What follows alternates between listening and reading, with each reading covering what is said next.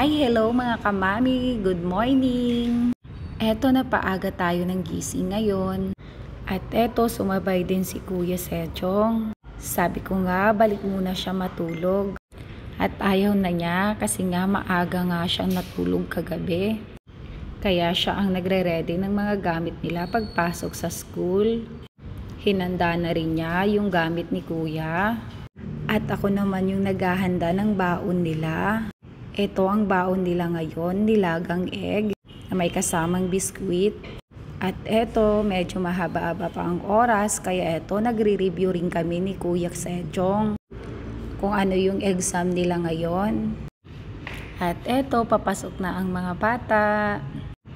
Ingat kayo mga anak, I love you. At eto ang mami, tamang tanaw lang ang mami natin. At eto, nagdilig na rin ako ng halaman. Ang dami kasing bunga ng ating papaya. Sana nga mabuhay na ang mga ito.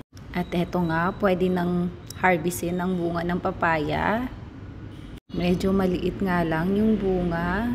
Eto, medyo nagmadali na rin ako. Kailangan ko kasing sunduin si Kuya Sejong. Kaso nga lang, nag-change plant ako. Kasi nga, yung kausap ko na tenants, bukas na sana ang turnover ng unit. Kaso nga lang, ngayon na nga lang daw. Kaya eto, kailangan ko munang i-print yung kontrata.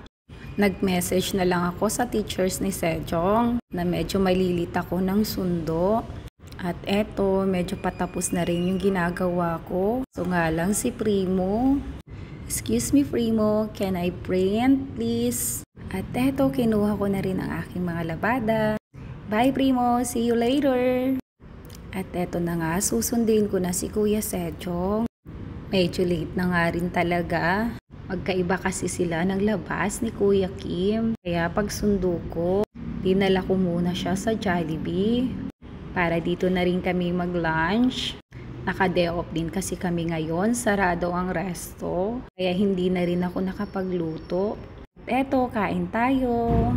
Nang matapos kumain, syempre may pasalubong rin tayo para kay Krimo. Eto, iti-take out ko rin. At nag-take out na rin ako para kay Kuya Kim. At eto, on the way na rin kami. At idadaan muna namin yung pagkain ni Kuya Kim. At eto, nadaanan namin tong halaman na to. Tuwang-tuwa si Kuya Sejong. At nang pauwi na kami, nadaanan namin itong nyog. Si Kuya Sejong na nga namimili, inayahan ko na lang siya. Nakikipag-usap naman siya sa tindero.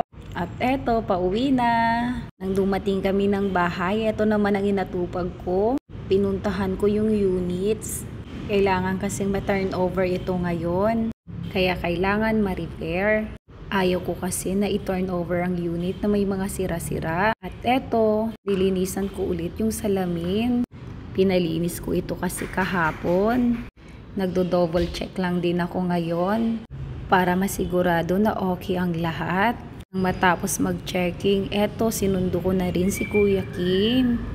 Late na rin ang sundo natin sa kanya. Eto nung bumalik ng bahay, pinakyat ko na muna yung putas na binili ko. At pinasok ko na rin yung kontrata para sa unit. Para pag turnover, madali na lang. Eto, nung pag-akyat, binalatan ko na yung papaya na kinuha ko kaninang umaga. Medyo matamis-tamis naman. Masarap. Kaya eto, ilalagay ko muna sa ref para lumabig. At eto, iinumin na rin namin yung buko kanina na binili namin. At eto, si Kuya Kim, isi-serve daw niya sa akin. Thank you, my dear son. I love you. Nakaka-fresh mga kamami. At sa mga oras na yan, kausap ko rin ang aking nanay. Medyo mahaba-haba rin ang tsikahan namin. Paalam na mga kamami. Salamat sa panonood. Have a good day. God bless.